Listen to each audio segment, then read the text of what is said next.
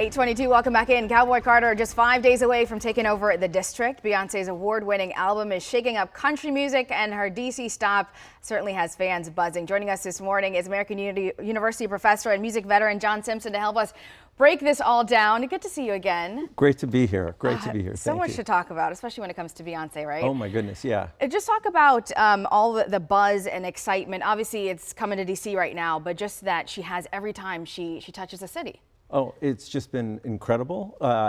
She's done a very surgical way of touring. So she did a bunch of shows in LA, then she went to Chicago, then MetLife Stadium outside of New York. Yeah. Obviously, she just finished 2 shows in her hometown of Houston, coming here, and then she's finishing up in Vegas, I think.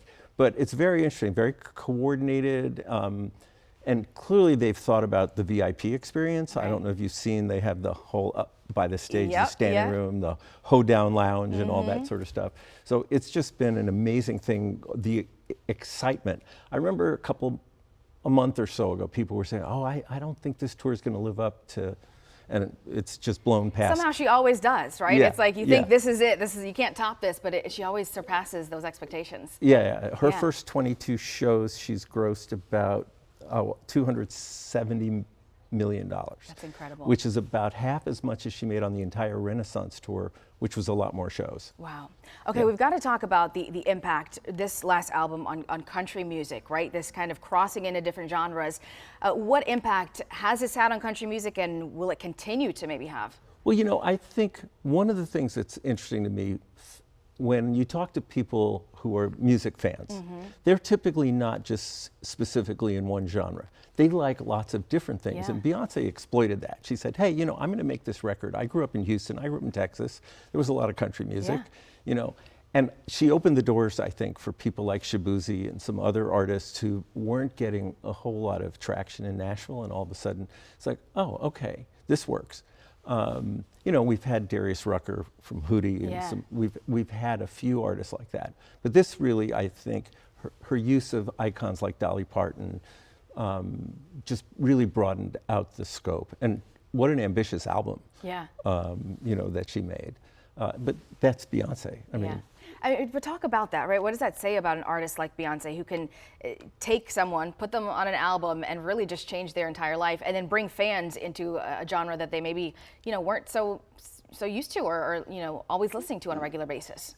Yeah, I do think that, when you're at the level that she's at, and there's, it's basically, we're seeing an amazing time right now where we have Beyonce and Taylor, who can just sell out these stadiums, and we didn't have that, years ago. The only people playing stadiums during my childhood were the Beatles, right? They were the only ones who could fill a stadium.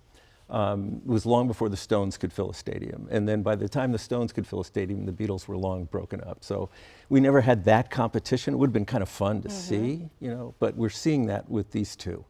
And you can almost tell that that's something behind the scenes that's going on. But I think, Beyonce's willingness to experiment and do things differently really pays off, because she's so interesting from a creative standpoint. And I don't think she lets anybody limit her by saying you can't do that. Right. Yeah. No. We were talking off camera a little bit about ticket sales. I know it's kind of been a trend where I'm going to wait till the day of to get tickets so I can get them cheaper. Obviously, you're not guaranteed to do that. But talk about where we're kind of at with these large performances in general. We were talking about Kendrick Lamar and SZA too, the amount of money that they've been able to bring in with their tour. What does it say about the industry and where we are right now? Yeah, ticketing is right now a very tough topic. The state of Maine just passed a very unique law. Okay. I think independent venues would love to see this become the law everywhere.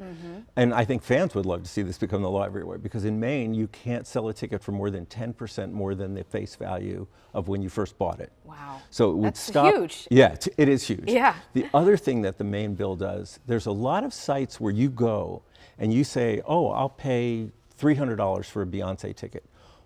The site that you went to that offers you that ticket doesn't actually own it. They don't have those tickets. It's speculative. And so essentially what they're doing is representing you to find a ticket. Okay. And they're going to go out and find the ticket. And you'll always see in the fine print, well, if we can't get you that ticket, we'll get you one close to it. Okay. right? Okay. And they're now, the Maine bill outlaws that. You have to have the tickets to sell them. Okay. And that makes sense Yeah. as a consumer protection Yeah, thing, you know? absolutely.